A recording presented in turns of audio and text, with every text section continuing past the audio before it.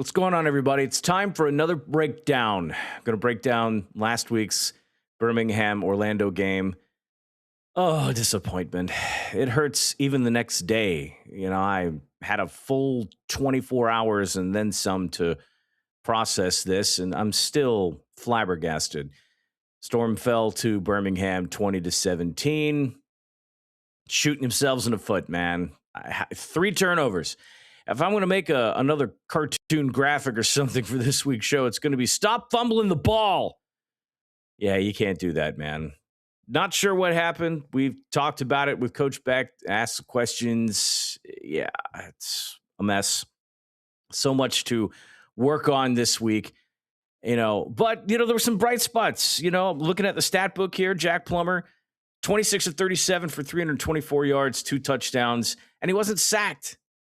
Clean pocket through the entire game. And yet you get all the way down to the red zone, drop the ball on the turf 3 times, give it right back to Birmingham. They get a quick start, go up 14-0. What a mess.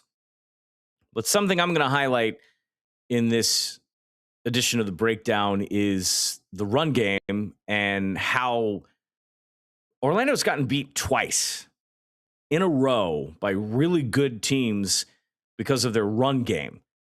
And this is first 4 games of the season. All of a sudden, now they look like Swiss cheese. It's amazing how the run defense went from lockdown, holding teams to under 50 yards a game or roundabouts, to giving up over the century mark. Yeah, that's running back by committee and some quarterback runs here and there, but no team has really rushed consistently for 100 yards or more on the Storm until the last 2 weeks. So something has changed in Orlando. I don't know if there's something in the water or something that needs to be put in the water at this point. Maybe it's complacency sauce. I don't know. But when it boils down to it, the Storm just not very good defensively. This happened to have been their worst defensive game that we have seen. Coverage was far too soft. They went from ball hawking against Birmingham the first game to stepping back as far back as they could go and leaving all this space in front of them for either a tight end over the middle or a check down or DTR running all over the place. What a mess. So I had to ask Coach Becht what was going on with, at the very least, the defensive front and some other fundamental issues, and he had this to say. 2 weeks in a row, you've been pretty much beat up on the run game. You got another plus 100-yard game this week. Other than the missed tackles and, just fundamental issues, what else has to change to lock down the run game? Because earlier in the season, you guys were playing lockdown in the front 7, and now it seems like there's a little bit of a Swiss cheese problem now. So what do you got to fix? I think, you can't be worried about the ebb and flows in the game. If you're down and you're up, you got to just play the next play and play ball. But you also got to make a decision as a player, as an individual, right? That you're going to go out there, do your assignment, and when your time comes to go out there and make the tackle, make it. I don't know why we're missing tackles. We're in the right spot when we have our availability to do it. You just got to own the moment, man. That's just what it is. We're the big hits have to stop. Okay, the splash stuff does not impress me. I don't care for that stuff. We just got to go out there and just be formed tacklers, man. And we got the dudes to do it. Like you said, we've done it. So I don't know what the problem is. But and we also need more players at the football. We're leaning on one guy to make a tackle, which he should be able to make it because they did it. But we also got to get guys at the football. So, we'll just look at everything, effort, all that stuff, man. Whatever's showing up on tape, we'll attack it. And guys got to make a choice. I don't want to be that guy. I respect Anthony Becht as a coach. I'm glad he's our coach, to be honest with you. But there's only so much positivity that you can have with a football team before you got to start putting a cleat in the butt and really make something out of this. So that I would make a big stink about the way that they played defense. It was far too soft, far too soft. What happened to that aggressive defense that we had? That, they had flashes of it. Don't get me wrong. There were some standouts, Bugs doing his thing again. Fadarius Payne, have him on the show. He has a game. Maybe that's it. Maybe we just need to get the defense on the show because, Agent Zero did his thing and he actually stood out. Even it was out on special teams. There was a lot of want to there, but I don't know what happened for the rest of the guys that are normally playmakers. It's just like they just didn't seem to want to.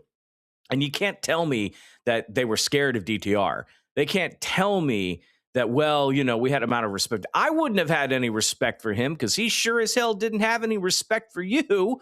Oh, well, he didn't make it sound like that in post-game press, but don't worry. I've got receipts for that in just a minute. But, maybe there's a tougher discussion that has to be had, because he talked about effort, and effort plays were not there. Hit stick plays, man, what's the point of that? I've seen guys in college do that. That's one of my biggest gripes about some teams in the P4 that have made their downfall recently. Cough, Florida State. Love my alma mater, but you guys need to get that stuff out of the way, man. Form tackling. This team used to be one of the best in the UFL in form tackling. Just beautiful tackles. And they had a couple of them. It's not like the whole ship is sinking, but when it was necessary to make a play, they were making a terrible tackle. Just go down to fundamentals. It's not that hard. The best tackle to make is the one that actually stops the guy and, the one that doesn't look like a Sports Center hit. You don't have to have Sports Center hits to win championships. I guess maybe the mentality changed. Who knows? But so I hope they go back to this week. They had today off, Monday off, to go back to work, take a break. But I know they're going to hit that film. So will that change? Let's see. It's got to, because Houston is a funny team to play right now. They've been up and down, and I circle that game, guys. We don't want to be on a 3-game skid, especially with the way the playoff standings are right now, because Birmingham's on the outside looking in. They're a game back at 2-4. Yeah, there's a possibility that they could make the playoffs. If Orlando continues to slide, Birmingham goes right back in. And then we got to hear more chirping. Speaking of chirping, yeah, I'm going to do it. All you glazed donuts that were talking about how great DTR was. Well, let's look at the book, shall we? 19 of 27, 271 yards, touchdown. He got sacked. Let's see. Ran a little bit, 32 yards. So it's about the performance that we, expected of DTR. One of the things that we would, see out of him. I get the love. I never said the guy was a bad quarterback overall. I just said that he wasn't the quarterback for Orlando. He said this in post-game press. He talked about the Orlando Storm's offense and how it's predicated on balance. It's not a big play offense. That's their design. Run to set up pass, so on and so forth. DTR's a big play guy. He lives and dies by the chunk play, by the excitement, by the athleticism. And it makes total sense at this point with the way that they designed their offense that DTR, although he's got all that talent, he wasn't a fit. And that's why Jack Plummer got the starting job. It wasn't because DTR was terrible. It's because he didn't fit the offense. Now, we did get 2 flavors of DTR, which go back to the DC game and go back to the second half of the Storm game. It wasn't spectacular. And that lack of consistency is why DTR was a backup quarterback in Orlando as well. It wasn't just the offensive installation. It was the fact that he wasn't as consistent as he needed to be. It was a tale of 2 halves. And this is the thing with the Storm. Both games that they've lost, the first half looks like crap, and the second half looks a lot better, but they just can't finish. And the early jump off is where they've got to stop things. We get all that. But again, DTR was prone to mistakes. Had a couple of passes that sailed on him, ran around out of pressure and all of that stuff. But what I don't understand about the whole situation is, did you forget the part where the internet keeps receipts?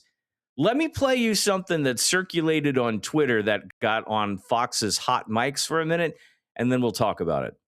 This is graduate level quarterback play. I want you to watch Dorian Thompson's eyes first. Watch, he goes to the flat first, bang, right there. And now he goes up to the corner.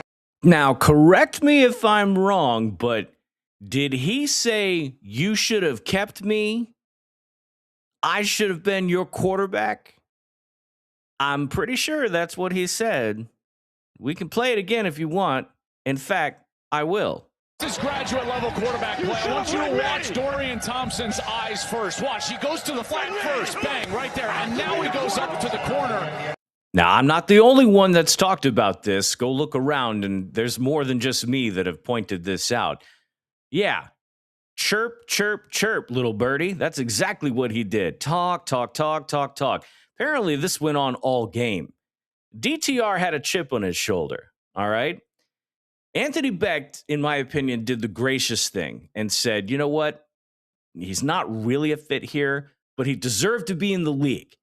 And Becht, on more than one occasion, said that DTR deserved to be a starting quarterback. And he was shocked that nobody else in the league had picked him up. So Becht actually was doing the guy a solid by saying, look, I can't keep you here as a backup, man. You deserve to be a starting quarterback. In a league of opportunity, you deserve to be a starting quarterback. And instead of just showing out on the field and doing his thing, that's what he was doing the entire time. Now, some people will say it's justified. All right, you can argue that on another podcast, not this one. But yeah, lots of that going on. He even talked about, how he got some bragging rights. It would make sense. But what I don't understand about that is that a man's character is reflected in pressure situations.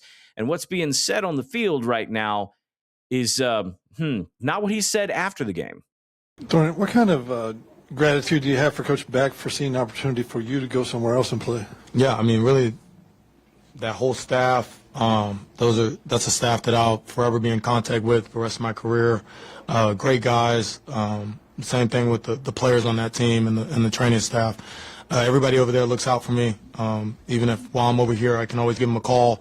And so I think that's just the type of relationships I try to build with people. I try and do the same thing here and be the same guy and give people the respect that they deserve. I'm sorry, did he say give people the respect they deserve? I don't know. That was disrespectful, honestly. If you're sitting there running your yap the entire time, look, you can point at a scoreboard all day long, brother. But if that's what you're doing to people on the field, that's not being respectful. That's being an asshole, okay? Now, if you want to be that, listen, I have no problem wearing the mantle of being an asshole. Sometimes I'm a funny one. But I mean, talk about a contradiction in terms.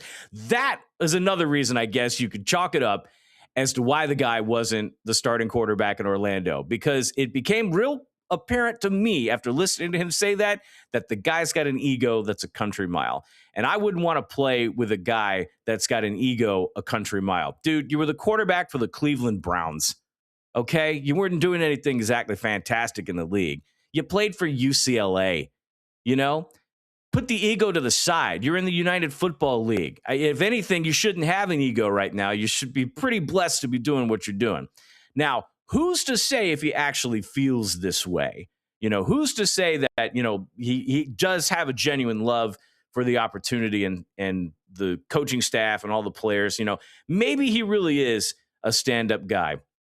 But stand-up guys don't turn around and chirp the way they're doing on the field. I should have been your quarterback. Really? You know what? Maybe we need to take that one to church. I'm just not sure. This is probably a conversation that I'll have with Kyle this week on the show. Because, man, I wouldn't want you on my football team if that were the case. In fact, goodbye and good riddance. God rest ye and best wishes. Because, no, that's a locker room buster right there, man. But hey, he said what he said, so I'll let you listen to the rest of his commentary, and we'll come back on it. And just come in and work my tail off. So I appreciate those guys for, obviously giving me an opportunity they didn't have to. And then Jack's a phenomenal player, and he earned that right over there. So I'm just extremely grateful and happy that, they were able to see that in me, and then AJ coming and taking a chance on me. So. Okay, so in the end, he recognized that Jack earned the spot and he didn't, and, gratitude, et cetera, et cetera, et cetera. Man, I don't know what else to say. If you truly feel that way, dude, then we appreciate you, but I should have been your quarterback. You should have kept me. Smack talk is one thing, but being a clown about it is a totally different one. And the good news about the Orlando Storm is I don't think Coach Becht has time for clowns. I know I wouldn't as a fan. So with that being said, this is another breakdown. We'll talk more about this on the show later this week. Storm Surge podcast every Friday right here on YouTube and also on Spotify. Follow us on Instagram and all the socials at Storm Surge ORL. I'll see you next time.